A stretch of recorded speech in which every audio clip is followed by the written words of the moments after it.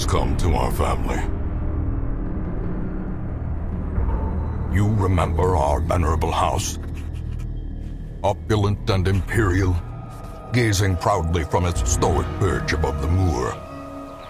I lived all my years in that ancient, rumor-shadowed manor, fattened by decadence and luxury. And yet I began to tire of conventional extravagance. Singular, unsettling tales suggested the mansion itself was a gateway to some fabulous and unnameable power. With relic and ritual, I bent every effort towards the excavation and recovery of those long-buried secrets, exhausting what remained of our family fortune on swarthy workmen and sturdy shovels. At last, in the salt-soaked crags beneath the lowest foundations, we unearthed that damnable portal of antediluvian evil.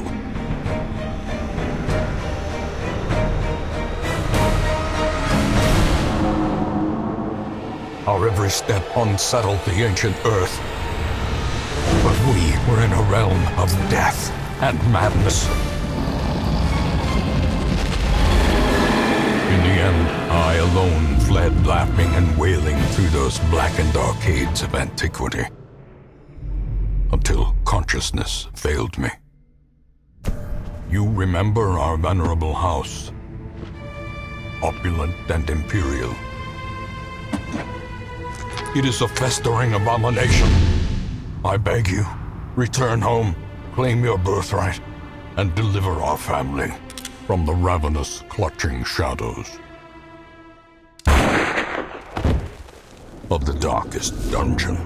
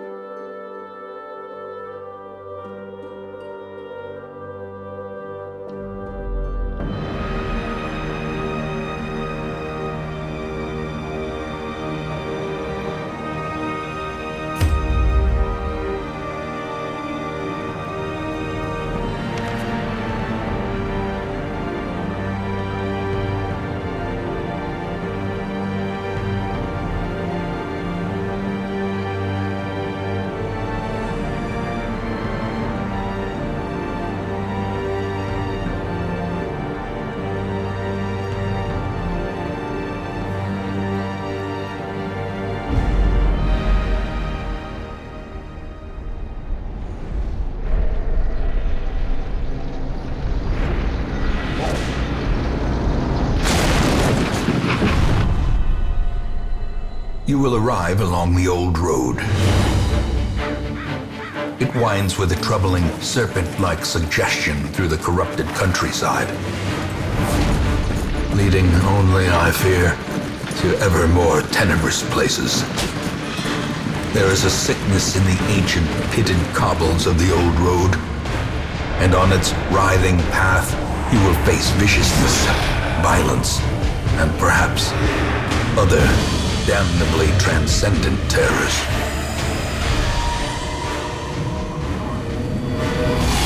So steel yourself, and remember there can be no bravery without madness. The old road will take you to hell, but in that gaping abyss, we will find our redemption.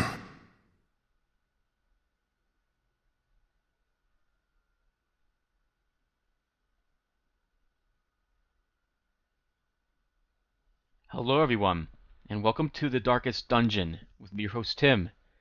This is a game I kickstarted, and before we go any further, I believe I mentioned at one point that I would indicate if I had put money toward any of the games that I'm playing, obviously besides the purchase price. I paid, I want to say like $80-something for this game for early access, as it were.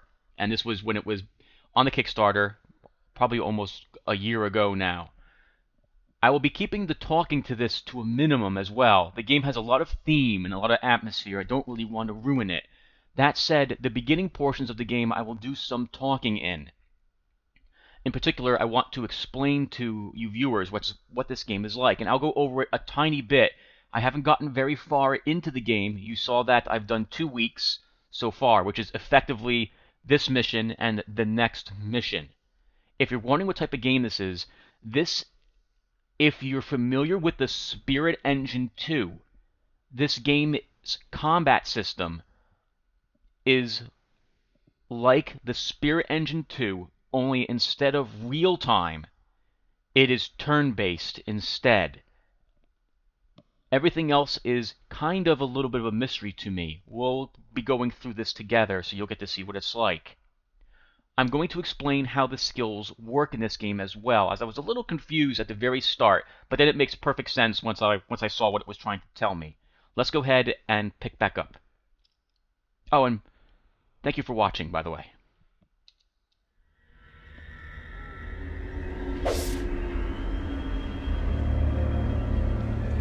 The game consists of rooms and passageways. Battles can occur in either of them, by the way, just as a heads up. Your light source will decrease as you move around as well, and apparently when you traverse a little bit between rooms and hallways.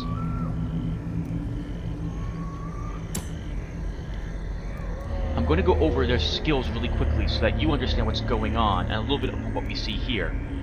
The order that we see here is the order in which we'll engage in combat when we finally meet some nasties. While we're not moving, the game is effectively, well, not really paused, but our torchlight does not seem to go down. We can see the benefits of having this level of torch by hovering over it. We have an increased scouting chance to see what's in front of us, and an increased chance to surprise enemy monsters. These are all the skills available to our characters. As we hover over them, we can see two sets, well, some stats and some colored dots. The dots on the left indicate the position that this character needs to be in order to use the skill. The red dots show the enemies that will be affected when this skill is used, and where they must be located on the battle map. We will line up in a row, as will the enemies. Some skills, notice that the dots are connected. This means that Zealous Accusation, here, will affect both of those squares, instead of just one of them. You can see that skills have various amounts of accuracy. Some increase your torch, some give you buffs, and a great many of them, their damage and accuracy potentials are based on your current abilities. Zealous Accusation here has a damage modification of minus 40%, so will inflict minus 40% damage to these two spots. This button will be used when we enter combat to move our characters around in the formation to get them into better positions to use skills and whatnot. You can also use it here to set up your characters into different starting positions when they enter into combat. Here we can see our characters' benefits. Reynold here is light above 75. He inflicts plus 10% damage to all skills he uses. But he's a kleptomaniac, and he's also God-fearing. I'm going to go ahead and right-click on him to bring up his entire stats here.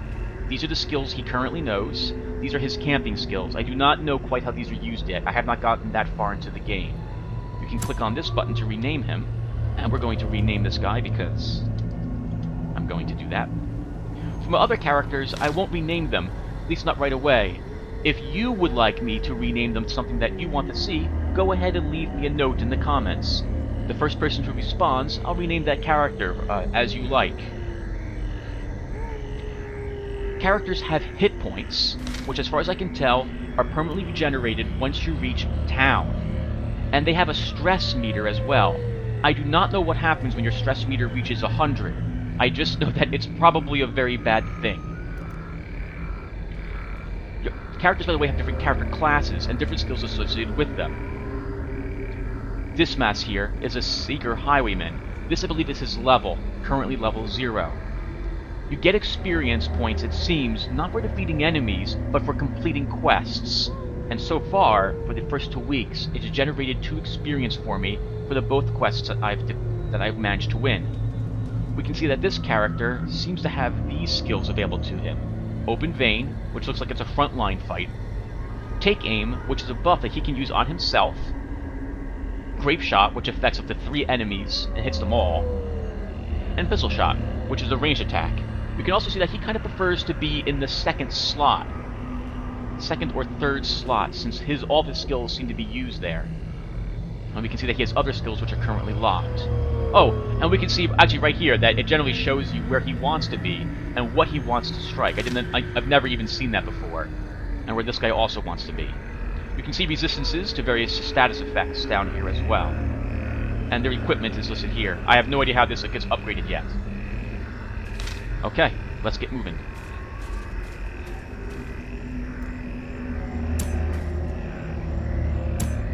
Brigands have run up these lanes. Keep to the side path. The hamlet is just ahead. If you've played the Spirit Engine 2, movement is a lot like the Spirit Engine 2. If you haven't played the Spirit Engine 2, by the way, that game is absolutely free and a wonderful game. You should probably give it a shot.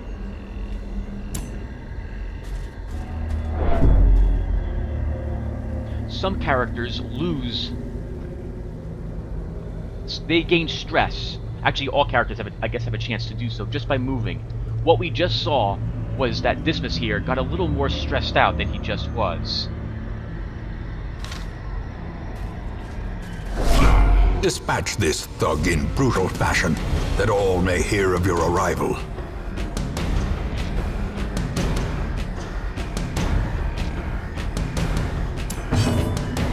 We surprise this enemy. This gives us a free round on him.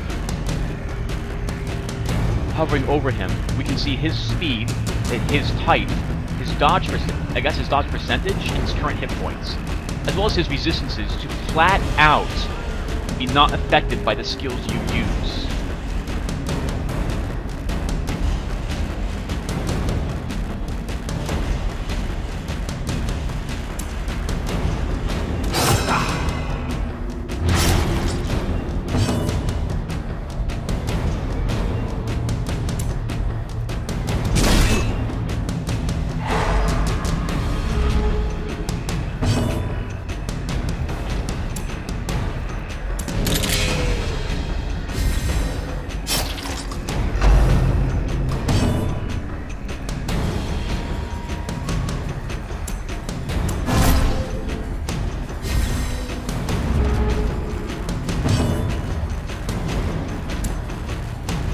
Confidence surges as the enemy crumbles.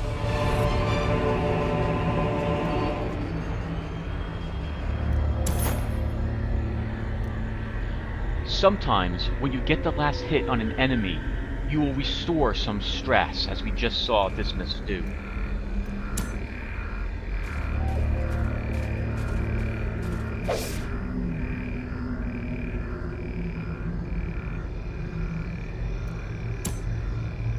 This tent is an interactable object. They seem to be random events.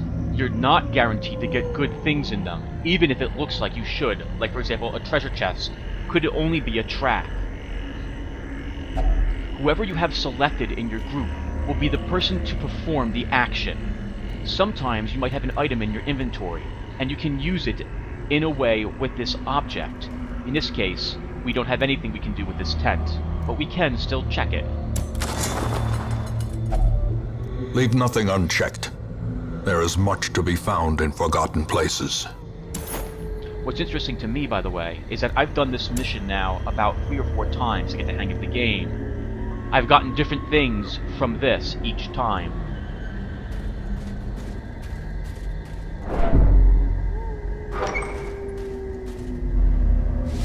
An ambush. Send these vermin a message. The rightful owner has returned, and their kind is no longer welcome.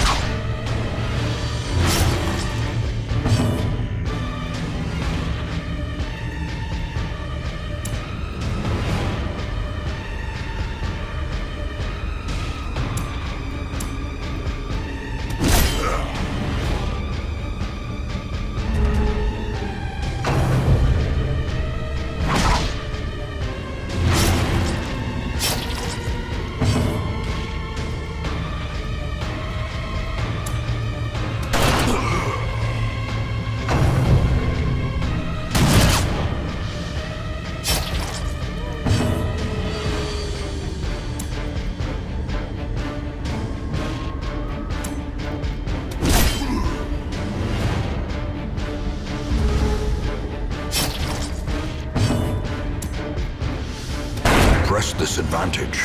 Give them no quarter.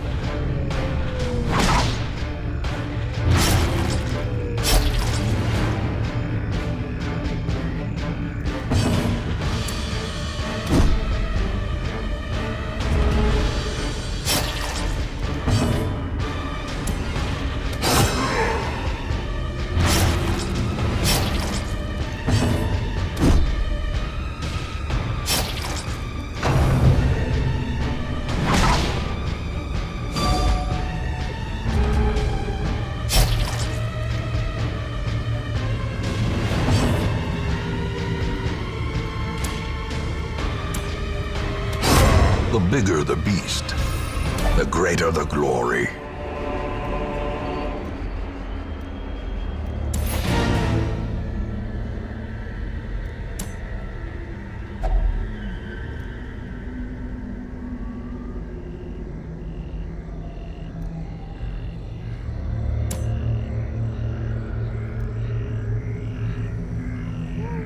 It sounds bad, doesn't it? We're gonna leave it here.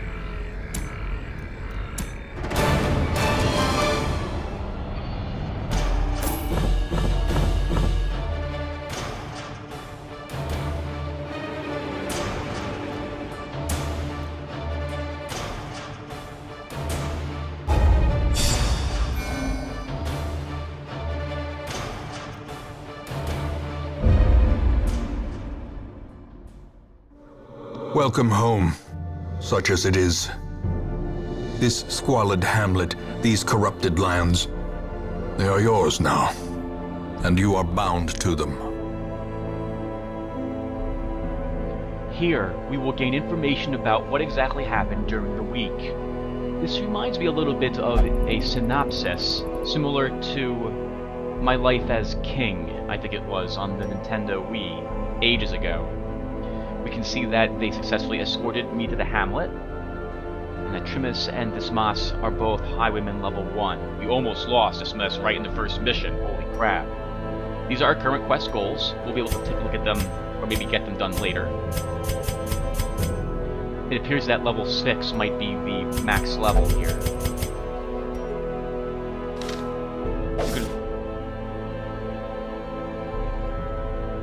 Yep. You can hold down H to get a contextual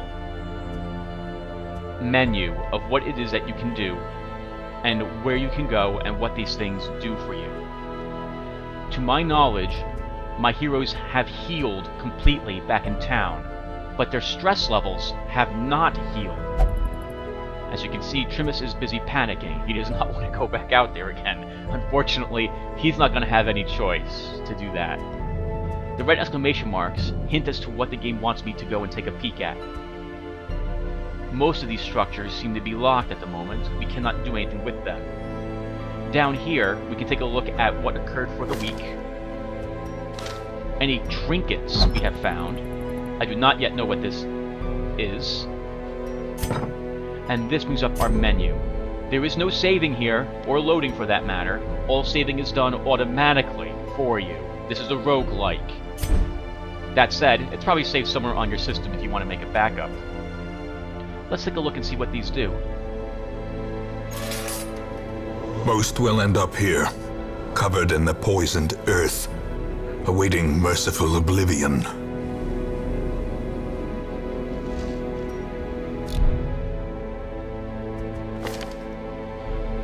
Looks like Dismas picked up a new quirk.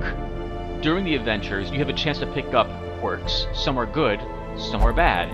Let's take a look at these together, since these have been different depending upon the character I'm using. Looks like he has hard noggin and quick reflexes. He must have gotten hit in the head by a bottle at the bar while gambling. His head's a little tougher, and he's a little faster because of that. Looks like he's also picked up some bleed resistance, also, thanks to the battle we just had. You also can't gamble while in town. Gambling will be something to reduce stress levels. We'll get to that after we complete the next mission. If we complete the next mission. Trimus gained a backtracker. No stress penalty while walking backwards. I did not realize that was a thing that could even happen. Looks like Trimus likes taking things. Stealing them, in fact. I didn't think that was what kleptomaniac actually meant. And he can't use the church for praying.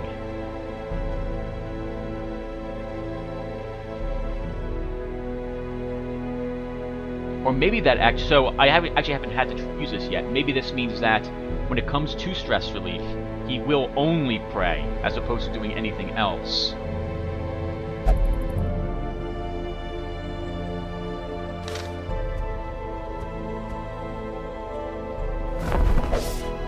Women and men, soldiers and outlaws, fools and corpses. All will find their way to us now that the road is clear. If you've played Enemy Unknown, the UFO series, this is basically where you will be hiring new recruits and then to add them to your group here that you'll be able to send out on missions. Whenever I've done this mission, the first mission to the second one, these two have always shown up.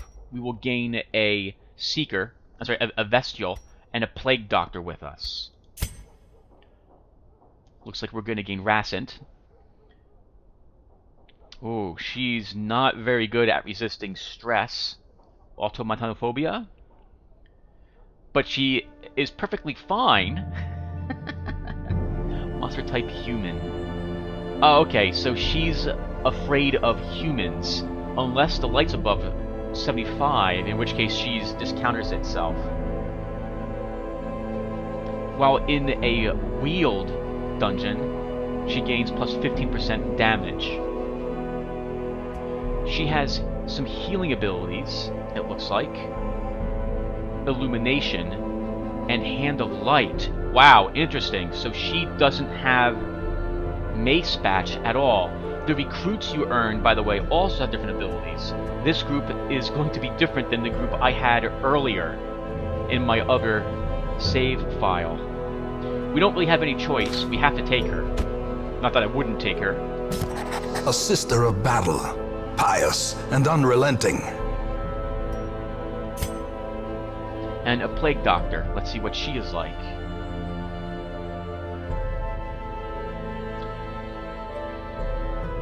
So, she can cure bleeds on a target or herself and blight effects.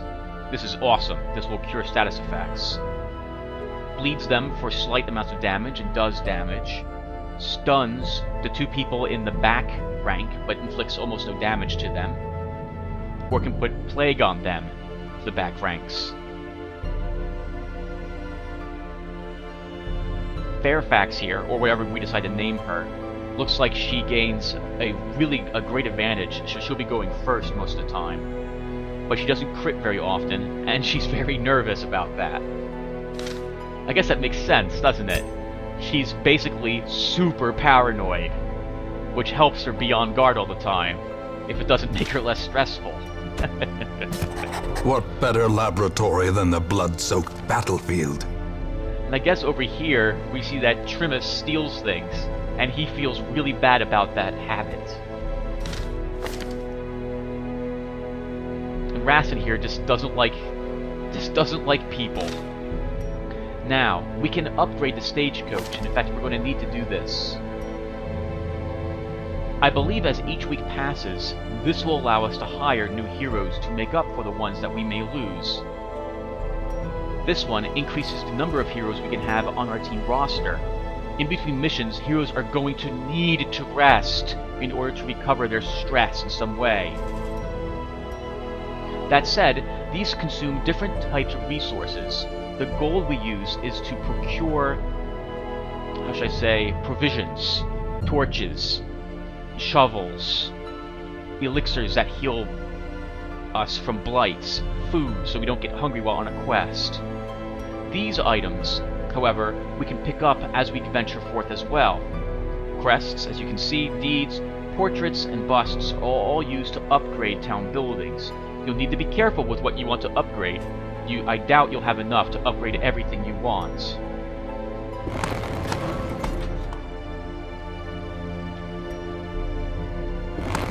More arrive, foolishly seeking fortune and glory in this domain of the damned. Everyone, I'm going to compress this down and see how the recording came out. When I return, we'll be ready to do some adventuring. But I'm actually going to wait a day or two before I do that. This way, if you want to name one of these characters, that will give you a chance to do so. As a heads up, it's too much. My head swims. As a heads up, I apologize in advance when people die. I am not the best tactical game player, probably by any stretch of the imagination, although I would like to think I am. That said, I apologize in advance if you see me making mistakes. Let me know what these mistakes are, or how I could improve my gameplay, because drink God or dice, whatever Trim has said is probably what I'm thinking as well.